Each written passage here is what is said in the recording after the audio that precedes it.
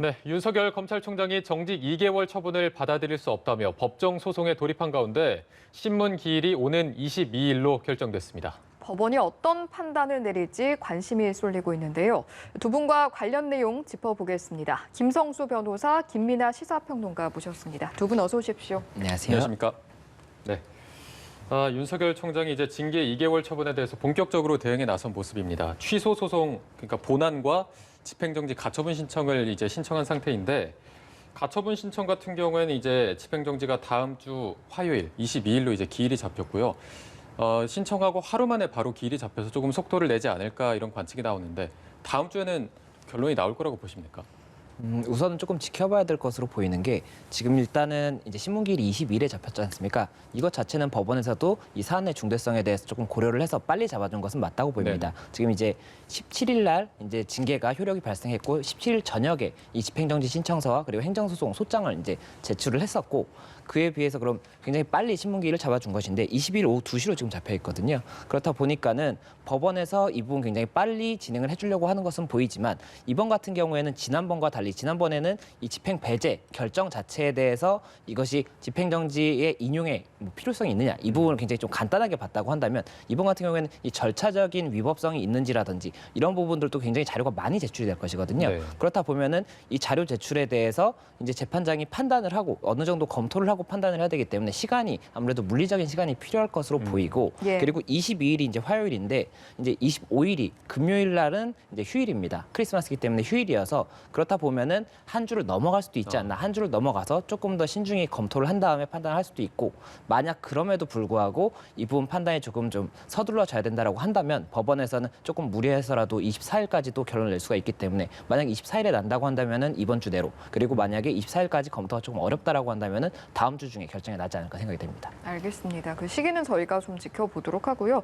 다가올 집행정지 신청 소송에서 윤 총장 측 입장에서 가장 중요한 것이 회복하기 어려운 손해 그리고 긴급한 필요를 어떻게 입증해낼 것인가 이 부분일 것 같습니다. 일단 법원에 제출한 신청서에는 어떤 내용이 담겨 있습니까? 일단 윤석열 검찰총장의 기본적인 입장은 징계 심의에 절차적인 위법이 있다 이 점을 얘기를 하고 있고요. 그리고 또 징계 사유가 사실과 다르기 때문에 이 징계는 이제 온당치 않다. 그래서 취소돼야 될 징계다 이 점을 분명히 하고 있습니다. 예. 그리고 정직 2개월이라는 이 징계 처분은 이것은 회복할 수 있는 손해에 해당한다. 라고 이제 주장을 하고 있고 그다음에 이게 개인의 어떤 직무 수행과 관련해서 회복할 수 없는 손해를 넘어서서 지금 어떤 국가 시스템적인 문제에서 이게 어떤 검찰 중립 그리고 검찰의 독립성 그런 것들을 이제 훼손하기 위해서 진행된 징계의 차원이 있기 때문에 예. 그런 점에서 이 손해는 이제 막중하다 이렇게 지금 주장을 하고 있는 그런 상황이고요. 다만 여기에 대해서 법무부 입장에서는 지금 예를 들면은 윤석열 총장이라 할지라도 검찰총장이라 할지라도 어쨌든 징계 사유가 있으면 징계를 받는 게 맞는데 어떤 절차적인 공정성을 갖춰서 이 징계를 진행했고 그 결론을 내렸기 때문에 이 징계에는 문제가 없고 그리고 또 지금 만약에 집행정지 신청과 관련돼서는 이 정직 2개월에 해당하는 이제 집행정지가 이 징계의 집행정지가 나올 경우에는 이게 사실 본안 소송의 판단은 이 윤석열 총장의 임기가 끝난 다음에 내려질 가능성이 큰 상황 아니겠습니까? 그렇다면 실질적으로 이 행정부의 징계권이 이 집행정지를 통해서 무력화될 수 있는 가능성이 있기 때문에 이것은 어떤 공공복리의 어떤 훼손을 초래한다 이런 이제 주장으로 좀 맞설 것이다 이렇게 좀 생각이 됩니다. 네, 말씀해주신 이 본안 소송, 이 취소 소송 같은 경우에는 윤석열 총장의 임기가 끝나면 내년 7월을 넘어서 나올 가능성이 높다고 하는 건데 이게 그만큼 원래 길게 좀 길이 잡힙니까? 이게 행정소송이라는 것은 이 소송이라는 거는 변론기일도 열려야 되고 그리고 그 사이에 이제 양측의 주장 그리고 증거들이 제출이 돼야 됩니다. 그렇다 보니까는 보통의 소송이라고 하더라도 6개월 이상은 보통 소요된다고 저희가 안내를 해주고 있는 그런 상황입니다. 그렇기 때문에 지금 이제 임기가 7개월이 남았는데 네. 만약에 조금 빨리 진행이 돼서 뭐 6개월 만에 결론이 나온다고 하더라도 이미 임기가 다 종료가 된 시점이고 그리고 정직 2개월 부분은 임기가 종료가 되면 이걸 다시 뭐 2개월을 더하게 해준다든지 이렇게 볼 수가 없는 부분이거든요. 그렇다 보니까는 결국은 이 행정소송보다는 이 긴급적으로 이제 진행을 하는 이 가처분 자체가 인용 여부가 결국 이 정직 2개월의 효력이 있을 수 있느냐 이렇게 볼 수가 있는 부분이고 그리고 이게 만약 결정이 난다고 하더라도 또 한 가지 변수가 무엇이냐면 뭐 인용이든 아니면 기각이든 즉시항고의 변수가 있습니다. 지난번 이 결정에 대해서도 법무부가 즉시항고를 해서 아직까지 즉시항고 사건이 진행 중이기 때문에 예. 이런 부분들도 변수가 될 수 있어서 이 부분도 조금 참고하시면 좋을 것 같습니다. 네, 이게 집행정지 같은 경우 다음 주에 이제 기일이 잡힌 집행정지는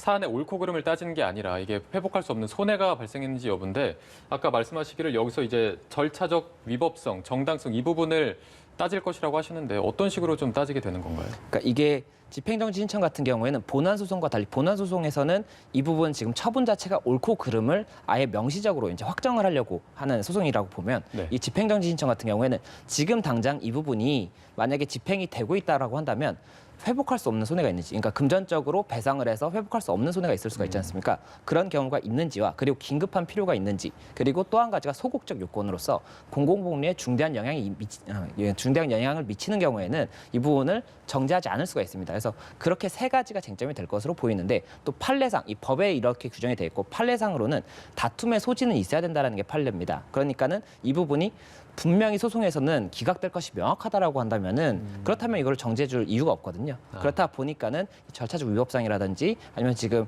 이 처분 자체가 실체가 없었다라고 윤석열 총장 측에서는 주장을 하고 있기 때문에 이런 부분들에 대해서도 아무래도 이제 법관, 이 판단을 하는 법관을 설득을 해야 되는 부분이기 때문에 이런 부분들도 굉장히 조금 많은 내용을 담았을 것으로 보이고 그리고 이와 함께 긴급한 뭐 이제 필요성 그리고 회복할 수 없는 손해 이런 부분들을 이제 판단을 했을 것, 주장을 했을 것으로 보이면서 그리고 또 한 가지가 지금 알려지고 있는 이제 소식이 뭐냐면 이 결정문이 있었지 않습니까? 네네. 집행배제 신청에 대한 결정문이 있었는데 예. 이 부분도 이번 집행정지 신청 그리고 소송에서 제출이 됐다는 얘기가 있습니다. 근데 그 결정문에는 보면은 어쨌든 쟁점 자체는 동일한데 윤석열 총장 측에 굉장히 조금 아무래도 유리하게 결정이 난 부분이 있고 내용들이 있습니다. 그래서 그런 부분들을 조금 이제 강조하기 위해서 제출을 한 것으로 보이고, 근데 쟁점이 되는 것이 회복할 수 없는 뭐 손해라든지 긴급한 필요 이 부분도 중요한 쟁점이겠지만 오히려 지난 결정문을 살펴보면 이 회복할 수 없는 손해랑 긴급한 필요 이 부분은 양이 굉장히 단락을 조금 할애를 했다고 치면 결정문에서 오히려 이 공공복리에 중대한 영향을 미칠 수 있는지 이 부분이 굉장히 판단 부분에 양이 많이 들어가 있습니다. 네. 예. 그래서 이번 같은 경우에도 결국에는 예상치 못하게 이 변수가 공공복리에 중대한 영향을 미칠 수 있는지 이 부분이 될 수 있는 것이 아닌가 이런 이야기도 조금 나오고 있는 상황입니다. 알겠습니다. 말씀해주신 것처럼 지난달 비슷한 소송이 진행이 됐었고 직무정지 처분에 대한 집행정지 신청 그리고 인용 결정이 나지 않았습니까? 이 시점에서 이제 그때 인용문에 어떤 핵심적인 내용들이 있었는지 좀 짚어보면 좋을 것 같아서요. 이 내용도 좀 정리를 해주시죠. 그 당시 결정문의 핵심은 일단 그 당시에는 징계위라든가 이런 절차를 거쳐서 이제 징계가 확정되지 않은 상황 아니었습니까? 예. 그 당시에 추미애 법무부 장관이 징계 청구를 할 때는 이것은 어쨌든 우리가 이제 그 해석하기로는 해임에 이를 수도 있는 어떤 중대한 비위가 있다라는 그러한 설명들이 있었습니다. 그렇기 때문에 이 징계 결과가 어떻게 나올지는 모르지만 이제 해임까지도 나올 수 있는 그런 상황이라는 것을 고려하면 이 윤석열 총장의 직무 배제가 사실상 해임이라는 그러한 이제 결과에 도달하게 될 가능성이 있고 그 점을 고려하면 이 윤석열 총장에 대한 직무 배제는 일종의 검찰총장의 2년 임기를 보장한 검찰총장의 2년 임기를 보장한 그러한 제도를 이제 뭐 이 결정문에서 몰각이라는 표현을 썼는데 예. 그런 것을 무력화하는 것이다 이런 결론이어서 그렇기 때문에 이제 그것이 이제 회복할 수 없는 손해이고 그렇기 때문에 이제 인용이 됐던 거거든요. 그런데 지금 상황은 좀 다르긴 합니다. 여전히 이제 그 문제를 이제 중요하게 보겠지만 첫째적으로는 어쨌든 징계 처분은 확정이 됐습니다. 그것은 이제 정직 2개월인 것이고 그것이 이제 뭐 정직 2개월이 실질적으로 검찰총장의 임기를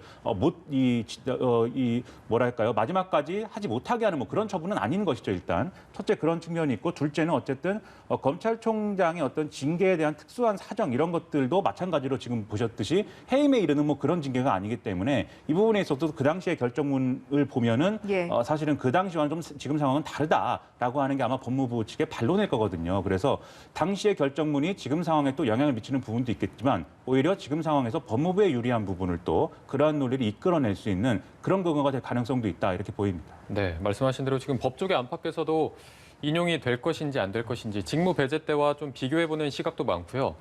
굉장히 양측의 입장이 좀 첨예한데 지금 속단하기 어려운 부분이 있겠지만 법원이 어떤 결정을 내릴 거라고 예상하십니까?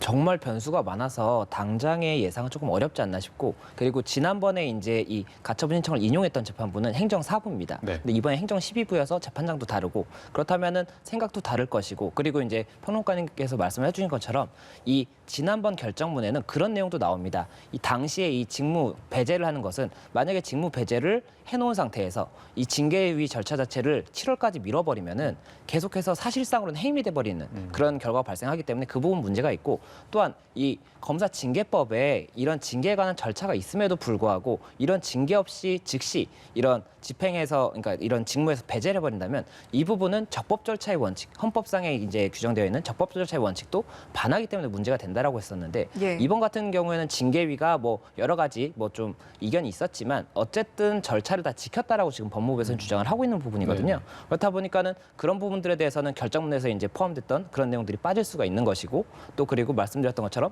재판장의 이런 생각도 다를 수가 있는 것이고 이 법과 양심에 따라서 재판장들은 다 개개의 생각에 따라서 이제 판단하는 것이 뭐 정치적이라든지 아니면 뭐 다른 사람이 이렇게 했기 때문에 이런 부분들은 없습니다. 그렇기 때문에 결국에는 어떻게 될지는 당장에 정말 속단할 수가 없고 결과가 언제 나올지도 조금 예상이 어렵지 않나. 정말 많은 변수가 있습니다. 그렇게 네. 보입니다. 많은 변수가 있어서 지금으로서는 이렇게 어느 한쪽이라고 이야기를 하기가 좀 어렵다라는 말씀이셨고요. 평론가께서는 어떤 의견을 가지고 계시는지요? 저도 뭐 마찬가지 생각입니다. 법조인들이 이렇게 의견이 분분한데 제가 뭐 전공도 법이 아니고 여러모로 전문성이 이제 부족하기 때문에 저는 이제 정치적인 영향 이런 것들을 근데 주로 생각할 수밖에 없겠는데요. 이 상황이 예를 들면 이제 어쨌든 법원 입장에서는 좀 빨리 결론을 내고 싶은 그러한 의지는 가질 겁니다. 왜냐하면 아무래도 검찰이 지금 진행하고 있는 여러 가지 좀 중요한 수사들이 있고 예. 윤석열 총장의 거취에 따라서 이 징계 결론이 어떻게 되느냐에 따라서 사실 이 수사에 관련된 부분들도 많이 좌우가 될 수가 있는 것이고 그리고 지금 전국에 상당한 혼란을 미치고 있는 그러한 이제 문제 아니겠습니까? 예. 그렇기 때문에 여기서 빨리 결론을 내서 이 징계 정직 2개월이라는 거를 상수로 놓고 그다음에 이제 검찰 내부의 어떤 여러 가지 업무의 조정을 한다든지 인사의 어떤 근거로 삼는다든지 이런 일들이 좀 진행돼야 될 필요가 있기 때문에 좀 빠르게 결론을 내야 될 필요성이 있을 것이고 다만 이제 지금까지와는 이전에 이제 직무 배제된 사안과는 이제 이게 다른 사안이기 때문에 네. 뭐 이렇게 좀 밖에서 볼 때는 좀 다른 결론이 그 당시와는 다른 결론이 날 가능성이 좀 높지 않을까 이런 생각을 좀 많이 하고 있습니다. 예, 알겠습니다.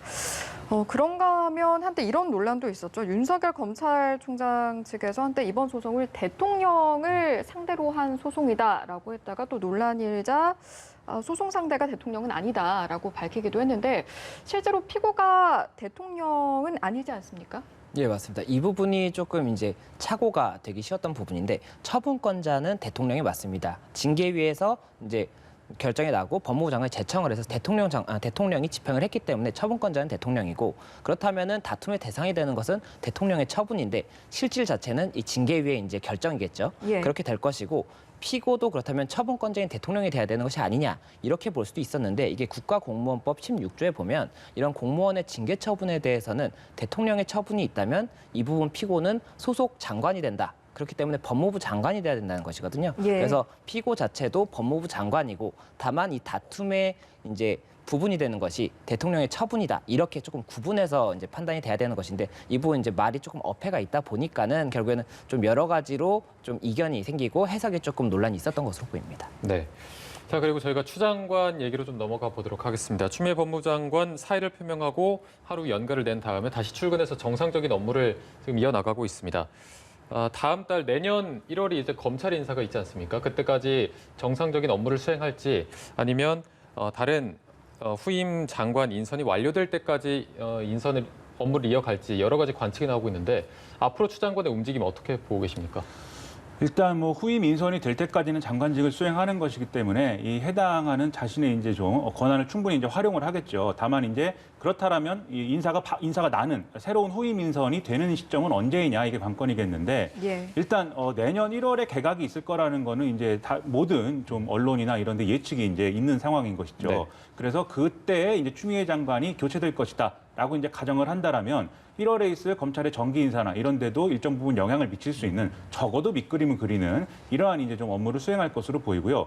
다만 이런 관측도 있습니다. 아무래도 추미애 장관의 경우에 이번 여기까지 오는 과정 중에 어쨌든 중심에 있었던 인물이고 지금 상당히 전국에 큰 부정적인 영향을 좀 준 바가 있기 때문에 원포인트 인사로 일단 법무부 장관부터 교체하는 게 좋지 않느냐 뭐 이런 얘기도 있거든요. 다만 네. 그렇다 하더라도 지금 올해가 이제 얼마 안 남았기 때문에 예. 연내에 뭐 이렇게 교체되거나 이런 거는 좀 어렵기 때문에 결국은 검찰 인사에 좀 영향을 미칠 가능성이 크고 그럴 경우에는 그러면 이 검찰 인사가 어떤 방향인지가 또 관건이 되겠죠. 예를 들면 지금 이제 윤석열 총장의 권한을 대행해야 될 조남관 대검 차장검사의 경우에는 지난번에 이제 윤석열 총장의 징계 청구가 부당하다 이런 입장을 냈기 때문에 사실 이 추미애 장관하고 같이 가기 좀 어려운 거 아니냐 이런 시각이 있는 것도 사실이고요. 그리고 네. 지금 핵심 수사를 하고 있는 월성 원전 1호기 조기 폐쇄와 관련된 수사를 하고 있는 이 수사팀이 그대로 이제 좀 직을 유지하는 것이냐 아니면 교체되는 것이냐 예. 여기에 따라서 수사의 방향이 또 달라질 수가 있기 때문에 이 인사에 상당히 지금 관심이 쏠리고 있는 상황입니다. 네, 알겠습니다.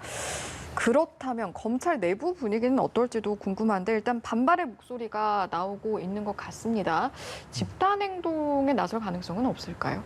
이게 검찰에서 집단 행동을 나설 수 있다라고 볼 수 있는 부분이 없습니다. 결국 뭐 검찰에서 검사들이 집단적으로 뭐 사의를 표명한다든지 뭐 이렇게 할 수도 없는 부분이 아무래도 현실적으로 있을 것이고 지금 현재 이미 뭐 전직 검찰총장들이 9명이나 이제 공동으로 성명을 냈었고 그리고 이제 이프로스라는 이 검사 내부망에서도 여러 가지로 의견이 나오고 있는 데다가 35기 부부장 검사들이 이제 공동으로 또 성명을 내기도 했었습니다. 네네. 이 정도가 제가 봤을 때는 검찰에서 지금 현직 검사들이 할 수 있는 최선인 집단 행동이라고 볼 수가 있고 이 외에 뭐 보이콧을 한다든지 이런 부분이 사실 어렵기 때문에 이 검사라는 직업의 특수성상 그렇기 때문에 결국에는 지금처럼 계속해서 내부에서 의견이 나올 것이고 이 부분 관련해서 계속 다툼은 있겠지만 이와 관련해서 더 나아가서 어떤 집단 행동을 할 수 있을 것이다 이렇게 보기는 조금 현실적으로 어렵지 않나 생각이 됩니다. 네, 알겠습니다. 검사들의 움직임까지 한번 예측해봤습니다. 오늘 김성수 변호사, 김민아 시사평론가 두 분과 함께했습니다. 고맙습니다. 고맙습니다. 고맙습니다.